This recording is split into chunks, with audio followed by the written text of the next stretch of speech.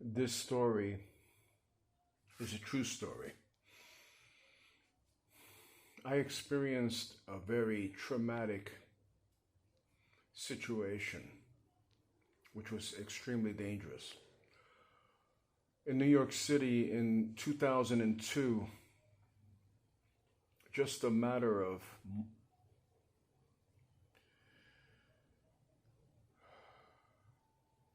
a little over 12 months since the 9/11 attacks, I was doing an electrical training course in New York City. And 2 days after my birthday, April 24th, 2002, I was trying to strive and do productive things with my life, considering previous tragedies I've experienced in New York City. And while I was in the building, 121 West 19th Street, before lunchtime, there was an explosion. I was several floors above, and the explosion was in below. The wall shook, the ceiling bounced, and we evacuated the building. We heard someone was killed in the basement. There was an explosion in the basement. And as you can tell from what's on the internet, and I just finished reading what's on the internet, and the year is 2023. This is 21 years later. And the feeling that I have right now is a feeling of much emotion. Lots of different emotions. It's a feeling of many different emotions right now. And I feel that it is very important to have a thorough review. And I read many of the reports from the news, even from Mayor Bloomberg's report about the situation. And I see discrepancies in a lot of the information. For example, someone died. But in several news articles from reputable news companies, it doesn't mention anyone dying. Now, I'll tell you one thing that's going through my mind. The insurance companies for the management of the building, plus the company that was primarily responsible for the explosion, allegedly, I need to find out what was the compensatory fund made for those who experienced that event firsthand, and who were in danger. I was in danger of dying, being blown up, literally. I have to keep that real and upfront.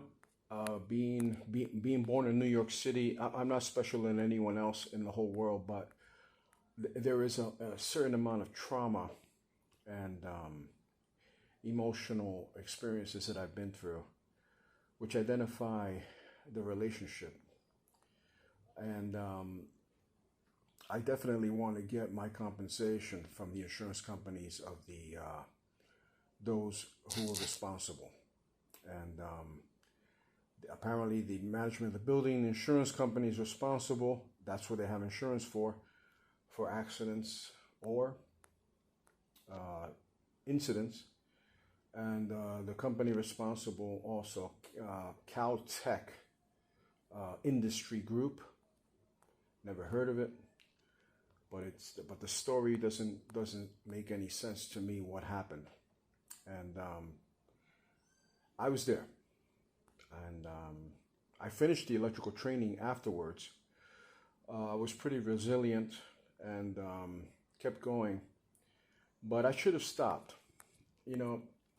21 years later, I look back and I should have said, wait a minute, let me go to St. Vincent's Hospital, let me get evaluated, let me get screened. Let me get an interview by a psychiatrist, and let me identify the emotional situation, because 21 years later, as I look back on it, I kind of like swept it all underneath the table, and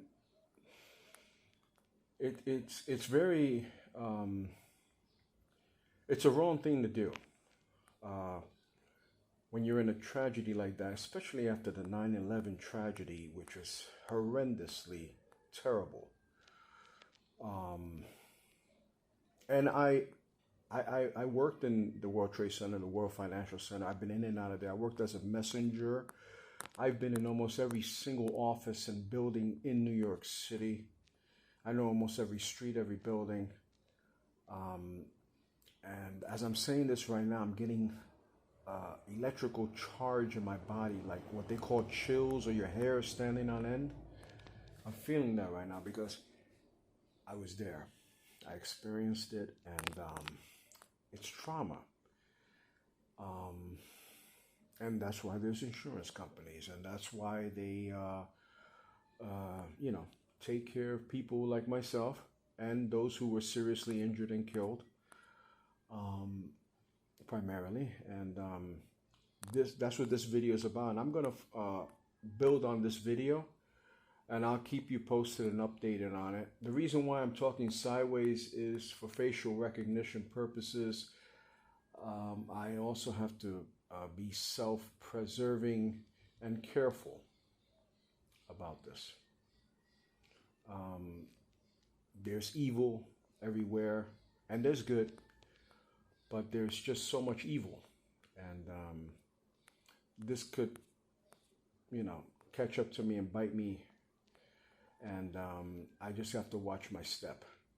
But I am going to pursue a case for trauma and pain and suffering. And as I was saying, and I'll pause it after this, conclude this clip for YouTube, and I appreciate YouTube very much. I should have went to a doctor, but the problem is that I probably would have been susceptible to a lot of medications, and been offered medications, and been offered all kinds of psychotropic medications. And right now, I probably would not be as clear-minded as I am. I don't take any medications. I don't have any history of mental illness at all. But probably at that time, I would have been probably gullible and ignorant and naive, and taken every pill that every doctor and every psychiatrist offered me, and I probably wouldn't even be alive today. I'd probably be dead from the side effects of dangerous experimental medications. But now, I mean, I'm still alive, and I still have the freedom to speak about it and try to get compensation. And I hope that everyone who suffered in that, and the person who died, I hope they rest in peace. I hope they're well, recovered, and maybe all of us together who are still alive can make a class action lawsuit, if there isn't already a fund instituted by the company responsible, and the management company of the building. So I'll be following this up with the mayor's office and the Joint Terrorism Task Force, which apparently investigated the matter and said it had nothing to do with the year before 9/11 tragedy. It's just too close to call, too close to the chest.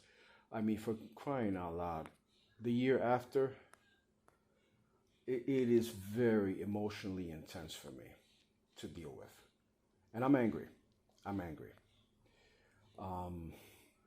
I'm going to make sure that the victims and myself, I'm going to really, really try to have this case get its proper compensation. And that's the civil thing to do. Okay? That's the civilized thing to do.